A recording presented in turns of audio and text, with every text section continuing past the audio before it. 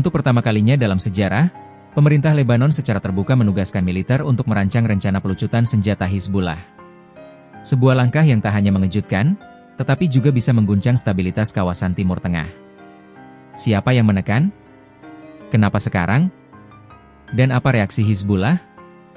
Hizbullah, kelompok milisi Syiah yang lahir dari perang sipil Lebanon, telah menjadi kekuatan politik dan militer paling dominan di negara itu selama lebih dari 2 dekade. Sejak Israel meninggalkan Lebanon Selatan pada tahun 2000, Hizbullah mempertahankan senjatanya dengan alasan melawan agresi Zionis. Namun, sejak perang terbaru antara Israel dan Hizbullah meletus, posisi mereka mulai goyah. Serangan udara, pembunuhan para pemimpin senior, dan hancurnya persenjataan mereka membuat Hizbullah terlihat lebih lemah dari sebelumnya. Dalam konferensi pers baru-baru ini, Perdana Menteri Lebanon Nawaf Salam mengumumkan bahwa pemerintah telah secara resmi menugaskan militer untuk menyusun rencana pembatasan senjata bukan hanya untuk Hizbullah, tetapi juga bagi semua kekuatan bersenjata non-negara di Lebanon. Rencana itu harus sudah jadi sebelum akhir Agustus 2025. Nantinya, kabinet akan membahas dan menyetujuinya. Ini adalah bagian dari implementasi gencatan senjata yang dicapai pada November lalu, yang didukung oleh Amerika Serikat. Amerika Serikat memainkan peran besar di balik tekanan ini. Utusan Amerika, Tom Barrack, telah mendesak Lebanon untuk mengimplementasikan monopoli senjata negara, artinya hanya militer dan polisi resmi yang boleh membawa senjata. Barrack juga mengusulkan jadwal pelucutan senjata Hizbullah. Namun, proposal ini memicu perdebatan sengit di kabinet Lebanon. Bahkan 2 menteri yang berafiliasi dengan Hizbullah, Menteri Kesehatan dan Menteri Lingkungan, langsung keluar dari sidang kabinet sebagai bentuk protes.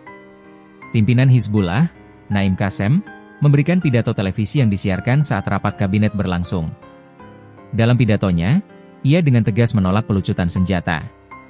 Selama Israel terus menyerang, tidak akan ada pelucutan, kata Qassem. Ia bahkan menyebut proposal utusan Amerika sebagai perintah sepihak yang tidak pantas disebut kesepakatan. Menurutnya, rencana itu adalah upaya untuk menghilangkan kekuatan Hizbullah dan melemahkan Lebanon secara keseluruhan. Hizbullah juga menuntut Israel menghentikan serangan, membebaskan tahanan Lebanon, dan memulai proses rekonstruksi wilayah yang hancur akibat perang. Pertanyaannya sekarang, apakah Hizbullah akan benar-benar melucuti senjatanya? Secara teknis, Hizbullah adalah satu-satunya kelompok yang masih bersenjata setelah perang sipil Lebanon berakhir tahun 1990.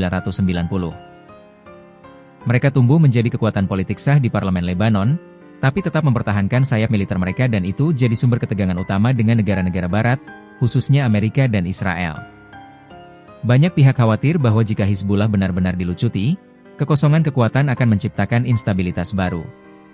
Apalagi jika Israel tetap melakukan agresi tanpa adanya perimbangan kekuatan. Apa yang terjadi di Lebanon hari ini akan berdampak jauh ke masa depan. Langkah pemerintah melucuti senjata Hizbullah bisa memicu konflik internal atau bahkan perang sipil baru. Di sisi lain, ini juga bisa menjadi awal dari transisi Lebanon menuju negara yang lebih stabil dan terintegrasi, jika dilakukan dengan negosiasi dan tidak sepihak. Namun selama Israel terus membombardir Lebanon, dan selama tuntutan Hizbullah tidak dipenuhi, upaya pelucutan senjata ini bisa berakhir menjadi percikan api baru dalam konflik panjang di Timur Tengah.